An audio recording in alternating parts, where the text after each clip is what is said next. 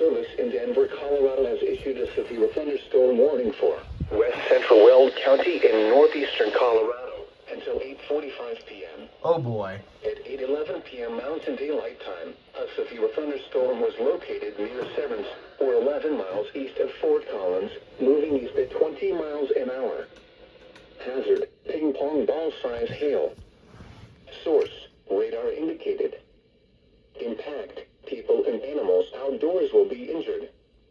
Expects damage to roofs, siding, windows, and vehicles. This severe thunderstorm will be near Eaton, Alt, Pierce, and none around 8:30 p.m.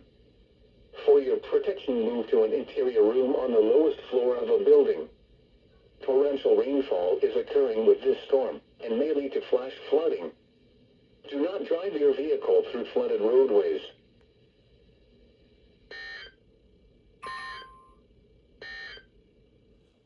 Flood advisory remains. Oh boy.